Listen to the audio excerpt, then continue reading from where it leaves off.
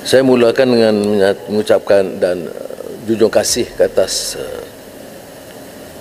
ucapan dan titah ke bawah Duli Yang Maha Mulia Seri Paduka Baginda Tuan Agong yang agak menyeluruh, menyentuh awalnya soal memorandum persefahaman, pengangguran, COVID-19, banjir, pengurusan hutan dan pelbagai. Jadi izinkan saya, Tuan Sri Speaker, untuk membahaskan isi kandungannya dan memohon perhatian kerajaan terutamanya tentang permasalahan yang dirungkai. Pertama, saya ingin menjelaskan tentang memorandum persefahaman yang telah kita sampaikan di sini, tetapi masih digunakan termasuk di pilihan raya negeri Johor, seolah kita memberi laluan mudah kepada kerajaan. Petang semalam saya, Pelan Jaya dan Bagan menemui Perdana Menteri umpamanya. Apa yang dibincangkan? Pelan dan ketegasan melawan rasuah, kepastian meluluskan anti lompat parti, akta anti lompat parti.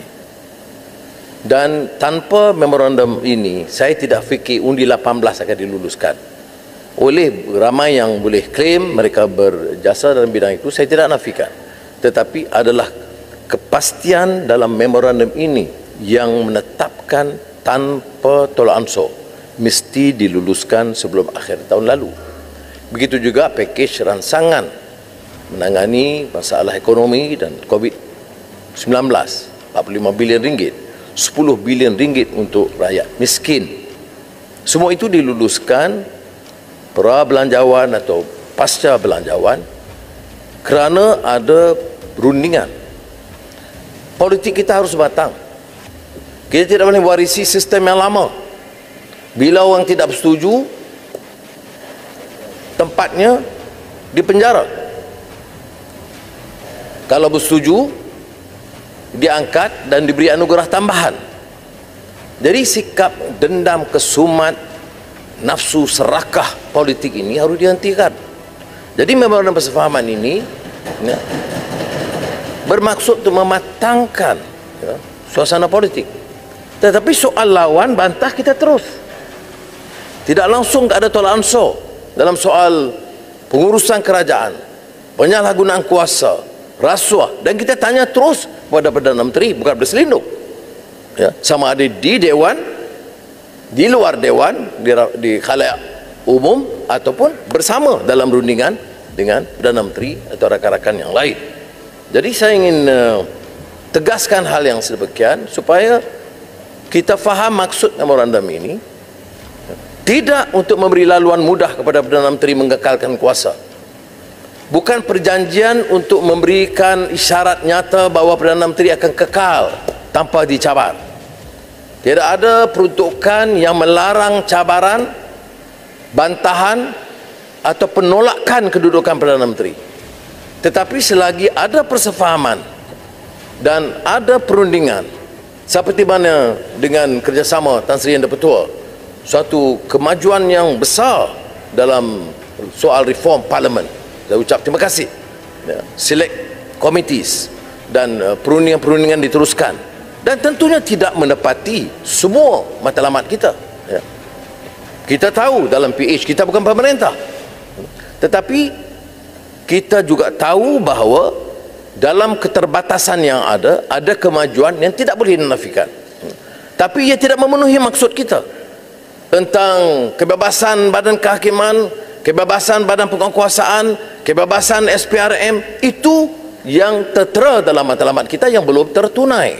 Tetapi kemajuan ke arah itu sebahagian besarnya telah dapat dirungkai. Ini saya nak jelaskan supaya suara-suara yang agak terdesak di luar sana dapat juga dimengerti supaya tidak ada tomahan yang keterlaluan ya. Tidak ada salah untuk orang menegur, saya tidak ada masalah, tapi untuk mengatakan bahawa ini laluan mudah ya, supaya memberikan ruang terbuka untuk kerajaan melakukan apa sahaja. Ya. Ini saya fikir tidak benar. Saya nak mulakan juga dengan satu soal tentang permasalahan kita hadapi. Semalam dalam jawapan Perdana Menteri mengatakan ada sekurang-kurangnya dulu dalam penguatkuasaan atau pendakwaan terpilih, selective prosecution. Masa itu giliran saya sudah habis. Dia sama ada selective prosecution, malicious prosecution, itu diketahui umum, dibangkitkan oleh Majlis Peguam, ditegur oleh badan-badan guaman antarabangsa dan International Legal Fraternity, ya, berlaku dengan parah sejak dulu. Jadi kalau Perdana Menteri mengandaikan di bawah kerajaan PH berlaku pendakwa terpilih, tidak ada halangan sama sekali untuk peguam negara membuka fail-fail tersebut.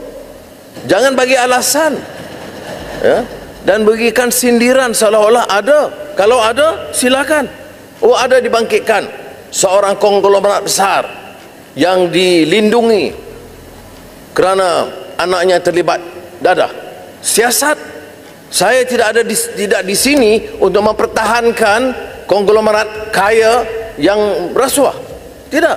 Tetapi saya syorkan kepada Perdana Menteri supaya menetap memastikan peguam negara sama ada yang sekarang atau yang dulu, dan yang sekarang ini boleh buka semula fail. Dia tidak ada time bar untuk kes-kes jenayah. Jadi oleh demikian, kalau benar dakwaan Perdana Menteri sekarang, sila buka. Dan bagi saya ada baiknya supaya kadang-kadang orang-orang yang berdegar-degar cakap soal rasuah itu tahu hadnya bila dia sendiri atau keluarganya terpalit dengan jenayah atau rasuah.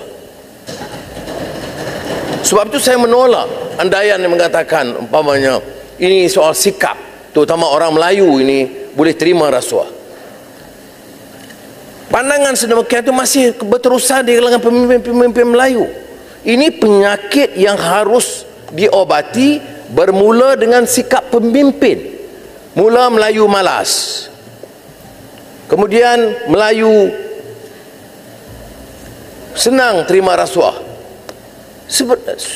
dan menjadi budaya. Ini pandangan diberikan tentang Filipino, masyarakat Indonesia, orang Jawa. Ini pandangan-pandangan sebenarnya sangat jumud dan kolot. Saya nak sebut umpamanya pada tahun 1890, Jose Rizal, yang saya anggap sebagai the precursor of Asian Renaissance, ya, dalam La Solidaridad 1890 menyebut bagaimana sikap Eropah, terutama Spanyol, yang menganggap orang-orang Filipino ini malas, ya, dengan menganggap mereka ini indolent colonies, badly nourished, has no hope, toils for others, and works only under force and compulsion. Jose Rizal 1890 telah meneka sikap yang ditanam oleh penjajah Spanyol ke atas minda rakyat Filipina, dan di kalangan elit dan golongan terdidik juga terpukau dengan kempen dan pandangan yang sedemikian. Banyak kupasan-kupasan lain. Lepas itu Paulo Freire, Pedagogy of the Oppressed, menganggap pandangan yang sedemikian itu sangat menebal. Tapi sikapnya bermula daripada elit penguasa. Elit penguasa yang jadi tali barut penjajah, walaupun mereka kata mereka ini pejuang kebangsaan dan pejuang nasionalis tulen, tetapi mereka terperangkap, captive mind, kata Syed Hussein Alatas. Sebentar, saya nak selesaikan tajuk ini, iaitu kata Syed Hussein Alatas tentang The Myth of the Lazy Native, yang saya anggap wajib dibaca oleh ahli-ahli parlimen, ya. Maka begitulah sikap tidak memang yang dituduh terhadap kaum Melayu, Filipina, Jawa. Mereka memberi reaksi terhadap keadaan yang ditimbulkan oleh kekuasaan penjajah. Mereka dipaksa bekerja dan meniadakan berbagai hasil utuh daripada tenaga mereka. Bagi orang Eropah pada awalnya dan penguasa pribumi yang ditakluki oleh orang Eropah, sibuk menghimpun kekayaan untuk diri mereka sendiri. Saya tambah, apa yang dilakukan oleh penjajah pasca kemerdekaan, orang yang mewar-warkan tentang kemerdekaan. Kemerdekaan itu bukan berarti menolak penjajah semata-mata, menolak sistem rakus, kezaliman, penganiayaan golongan rakyat dan juga penyisihan golongan miskin. Boleh. Sekarang ini apa yang berlaku adalah penjajah itu diganti oleh pemuka-pemuka pribumi. Dulu penjajah rakus berkuasa, mengisi bolok mereka sendiri, tembolok mereka sendiri. Sekarang pemimpin pribumi yang mengambil alih. Saya ambil sekian ayat itu je, ya. Tapi mereka sibuk menghimpun kekayaan untuk diri mereka sendiri. Penjajah jadi ganti oleh pemimpin pribumi tanpa meninggalkan sen pun kepada yang lain. Terus menerus mengumpul kekayaan melebihi batas dan kehidupan yang enak bagi golongan atasan. Bagi sejumlah besar penduduk tidak ada motif rasional maupun peluang yang cukup untuk memperoleh kekayaan melampau yang diperlukan untuk hidup. Kalau sudah merempat di miskin di kawasan Mani Urai tanpa program pemasaran, tanpa usaha untuk menambah produktivitas mereka, apakah motivasi mereka untuk meningkatkan? Ini teori yang dijawab oleh semua pakar-pakar ekonomi. Saya kurang bersetuju dengan Ketua Pembangkang. Kata orang Melayu tidak peka soal rasuah ini. Bahkan baru-baru ini bila ada orang yang mencuri di masjid, ditangkap, dimandikan seolah-olah mayat. Itu yang curi berapa ringgit. Orang Melayu peka. Ini kata tadi tak peka. Saya yakin yang curi berjuta nanti akan ditangkap, dimandi, dikapan, diusung ke kubur. Setuju atau tidak? Yang saya sebut dan saya cuba nak ulas ni, saya tak setuju dengan pandangan itulah. Iaitu yang mengatakan orang Melayu ni atau Filipino atau Jawa ataupun masa Inggeris cuba ganggu budaya Cina, menganggap orang Cina ini semua kaki opium, maka menyebabkan opium war. Kemudian orang India yang dianggap malas dan memang kotor. Ini sikap penjajah yang diwarisi oleh golongan elit politik, termasuk pemimpin Melayu. Ini yang saya hujah ni. Jadi betul Ketua Kelana Jaya, kalau nak kata sikap mereka begitu, orang curi di masjid dia berlasar setengah mati, orang curi beliun-beliun duit 1MDB masih bergentayangan di mana-mana. Jadi ada, tapi salahnya adalah sikap pimpinan politik yang tidak menunjukkan ketuntasan atau konsistensi dalam